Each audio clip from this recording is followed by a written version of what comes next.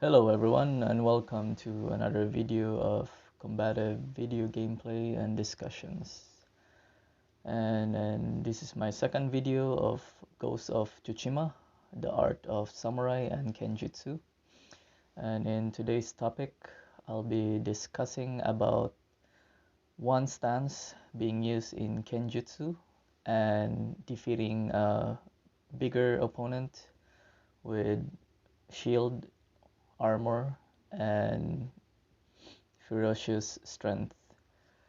So the stance that I'll be talking about, it's in the game, it's called water stance, but in real Kenjutsu or Kendo, it's called Jodan no Kamae.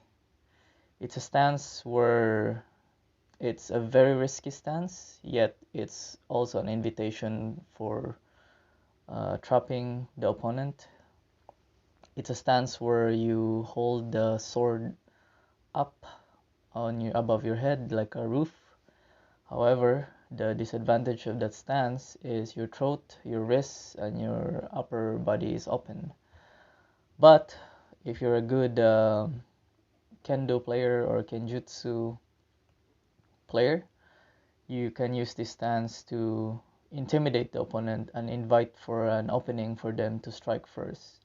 So in the game, they're more focused to be used on opponents that uses shields and heavy armor.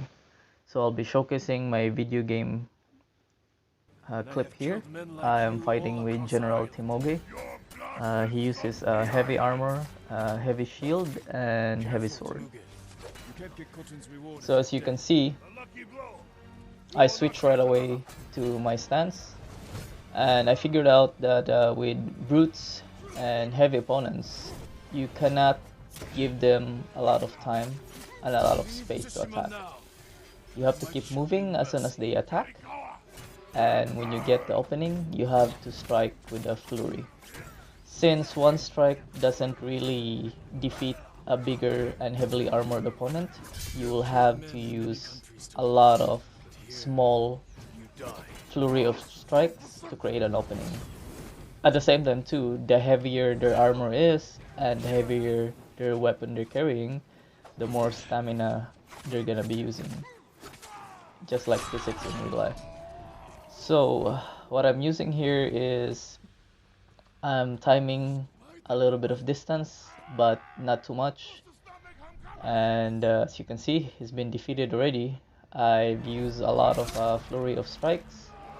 And this is also one of the examples in realistic battlefield throughout the history that when you defeat their general or their opponent, it's being used as a scare tactic. You see his head is decapitated, and in the game it shows you that you can use the ghost stance, which is pretty much a psychological warfare.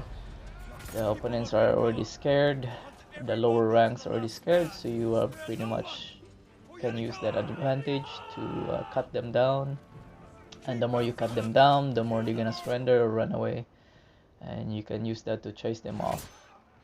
So Jodan no Kame is pretty much a shield breaker in the game, but in real Kenjutsu, it's more like a scare tactic for an opponent. Only a skillful Kenjutsu player or Kendo player might be able to utilize it well, since in sword fighting or Kenjutsu, your sword are more utilized to be in front of you. Like, the better you guard yourself in the center line in front of you, the better chances of you not getting hit or not getting cut.